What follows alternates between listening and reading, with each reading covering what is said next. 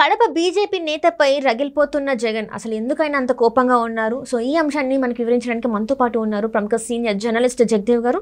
నమస్కారం సార్. నమస్తే sir. CM Jaganmohan Reddy గారు అయితే కడప బీజేపీ నేతపై అయితే చాలా కోపంగా ఉన్నారు, రగిలిపోతున్నారు అని చెప్పి మనకు వార్తలు వస్తున్నాయి. అండ్ సజ్జల గారితో వార్నింగ్ ఇప్పించినట్టు కూడా మనకు వార్తలు వస్తున్నాయి. ఇందులో ఎంతవరకు వాస్తవం ఉంది సార్? వార్నింగ్ అయితే ఇప్పించుంటారు, బట్ చూచాయిగా అనుచరులు మాట్లాడుకోవడంలో ఇష్యూ అయి ఉండొచ్చు. కానీ అంటే ఏం లేదు, ఇప్పుడు టీడీపీ జనసేన కూటమి బీజేపీతో పొత్తు ఖరారైపోయింది.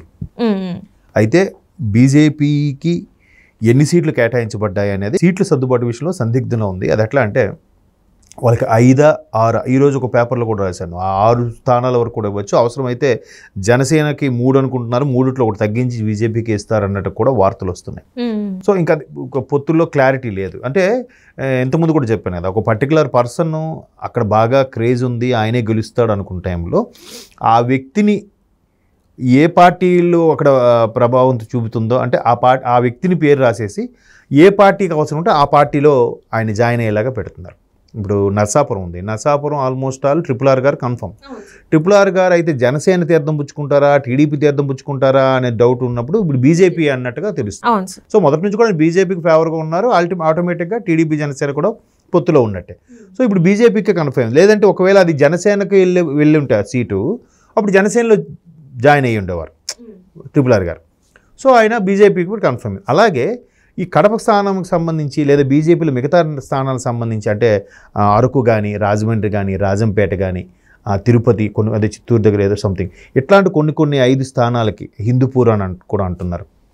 ఈ 5-6 స్థానాల వరకు కూడా ఎవరికి ఈ కేటాయించాలి ఏంటి అనే దాని మీద సందిగ్ధత నెలకొన్నప్పుడు బీజేపీలో ఎవరెవరికి ముందు ఇవ్వబోతున్నారు అనే దాని మీద ప్రశ్న లేవనెత్తినప్పుడు ముఖ్యంగా పురంధరేశ్వరి గారు, తర్వాత మాజీ ముఖ్యమంత్రి నల్లారి కిరణ్ కుమార్ రెడ్డి గారు, అలాగే ఒకప్పుడు టీడీపీలో కేంద్ర మంత్రులుగా చేసిన వాళ్ళు లేదా రాజ్యసభ సభ్యులుగాను ఉన్న వ్యక్తులు బీజేపీలోకి వెళ్ళారు.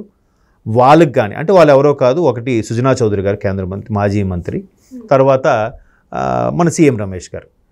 వీళ్ళు 4 పేర్లు ఎక్కువగా వినిపిస్తున్నాయి. తర్వాత ఇంకోటి హిందూపురం స్థానానికి కూడా మన పరిపూర్ణానంద స్వామి గారి పేరు కూడా వినిపిస్తుంది పూర్తిగా. అంటే మరి అది ఎంత వాస్తవం అని తెలియదు, కానీ మేబీ ఆయన తెలంగాణకి ప్రాతినిధ్యం వహించి ఇక్కడ చేస్తారా, లేదంటే ఆయన సభ అది ఆయన పీఠం అదంతా కూడా కాకినాడలో ఉంది కాబట్టి ఆంధ్ర నుంచే ప్రాతినిధ్యం వహించేలాగా అక్కడి నుంచి చేస్తారా అన్నది ఇంకా క్వశ్చన్ మార్క్.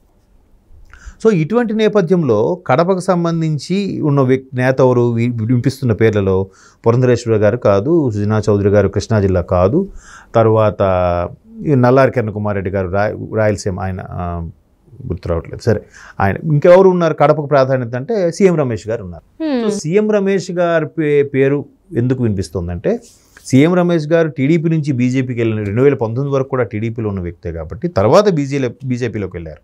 సో ఆయనే టీడీపీ జనసేన కూటమిని మరలా బీజేపీ ఎన్డీఏ కూటమిలో భాగస్వామిని చేయడానికి విశ్వ ప్రయత్నాలు చేశారు తెర వెనుక నుంచి అని కూడా కొన్ని వార్తలు ఉన్నాయి. అంటే ఇప్పుడు ఆయన రాజ్యసభ సభ్యుడు కాబట్టి, దట్టు ఒకప్పుడు టీడీపీలో పనిచేసిన వ్యక్తి కాబట్టి మరలా టీడీపీ ఎన్డీఏ కూటమిలోకి వస్తేనే బాగుంటుంది. ఎందుకంటే 2018 వరకు ఓపిక పట్టిన టీడీపీ ఇంకా బీజేపీతో పొత్తు అవసరం లేదు, ఎందుకంటే రాష్ట్రానికి ఇవ్వాల్సిన నిధులు కానీ రాష్ట్రాలకు చేయవలసిన మేలు కానీ ఏదీ చేయలేదు, కాంగ్రెస్ ఎలాగూ పట్టించుకోలేదు, మేము ఎన్డీఏల కూటమిలో మాకు కూడా పట్టించుకోలేదని బాబు గారు కొంచెం సీరియస్ అయ్యారు. ఆ విషయంలో బయటకు కూడా వచ్చేసారు. అంటే ఓపెన్ సీక్రెట్ అది. సో అటువంటి బాబు గారిని మళ్ళీ వదులుకోకూడదు, మళ్ళీ మన పార్టీలో కలుపుకోవాలి, నెక్స్ట్ 3వ ప్రభుత్వం మనకి కావాలి, బీజేపీకి కంపల్సరిగా గవర్నమెంట్ ఫామ్ చేయాలి, వై నాట్ 400+ అని అంటుంది. అలాంటి సందర్భంలో బాబు గారు లాంటి వ్యక్తులు ఉండాలి, అటువంటి పార్టీలు అటువంటి సలహాలు సూచనలు మనకు అవసరమైన ఉద్దేశంలో బలంగా నమ్మిన వ్యక్తులు సీఎం రమేష్ గారు ఒకరు కాబట్టి ఈయన తెర వెనుక మంత్రాంగం నడిపించారని కూడా కథనాలు ఉన్నాయి. అరే మన రాష్ట్రం మన జిల్లాకు చెందిన వ్యక్తి సీఎం రమేష్ ఇట్లా మళ్ళీ అట్లా నూరు పోసి టీడీపీ బీజేపీ ఒకటేలా చేస్తున్నారు, దానికి కారణం సీఎం రమేష్ అని తెలిసి సజ్జల ద్వారా ఇండైరెక్ట్గా బాబు ఏంటి నువ్వు అన్నట్టుగా ఏదో అడిగించారన్నట్టు వార్త. కానీ వార్నింగ్ అయితే ఇవ్వరు. ఇప్పుడు ఇంకా చిన్న పిల్లలు ఏంటంటే వార్నింగ్ ఇచ్చేస్తే మరి సీఎం రమేష్ ఏం తక్కువ వ్యక్తా కదా, ఆయనకి కూడా ఆయనకి ఇన్ఫ్లుయెన్స్ ఉండాల్సిన ఆయన రేంజ్లో ఆయన ఇన్ఫ్లుయెన్స్ ఉంది, ఆయన ఏం తక్కువ ఏం వ్యక్తి కాదు. అలాగనే వీళ్ళు గట్టిగా మాట్లాడిస్తే బెదిరిపోయే మనిషి కాదు. అలాగనే ఏందబ్బా మన జిల్లా మనోడికి సపోర్ట్ చేసుకోవాలి కానీ అది ఎట్లా ఏంటబ్బా మళ్ళీ ఇది ఎందుకు కలపాలని చూస్తున్నాం అన్నట్టుగా దగ్గర అనుచరులతో మాట్లాడి ఉండొచ్చు. కానీ ఇట్లా ఈ స్థాయిలో వార్నింగ్ ఇచ్చే ఇదైతే ఉండదు. బట్ సీఎం రమేష్ గారు, సుజనా చౌదరి గారి పాత్ర కూడా చాలా ఉందని విన్నాం. అంటే కంపేర్ టు పురంధరేశ్వరి గారితో పోల్చితే వీళ్ళిద్దరి పాత్ర ఎక్కువ ఉందంట. ఎన్డీఏ కూటమిలో మరలా టీడీపీని ఆహ్వానించడానికి వీళ్ళ పాత్ర బాగా ఉంది.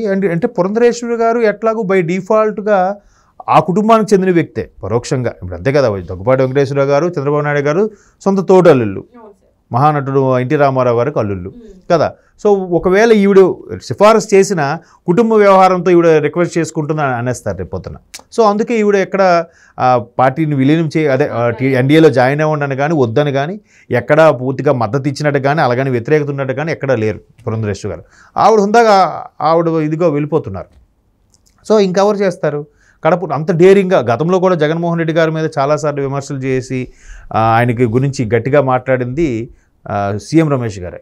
ఆ టైంలో తర్వాత ఆయన కంపెనీల మీద కూడా చాలా రైడ్స్ జరిగాయి. సమ్ రిత్విక్ ప్రాజెక్ట్స్ అనేవి ఉంటుంది ఆయన కంపెనీ, వాటి మీద కూడా రైడ్స్ జరిగాయి. ఇదంతా కూడా బీజేపీ కాదు, అదే కొన్ని ఈయనకి కావాలని కాంగ్రెస్ వాళ్ళతో కుమ్మక్కై ఇంకా రైడ్స్ చేయించారన్నట్టు కూడా కొన్ని వార్తలు వచ్చాయి.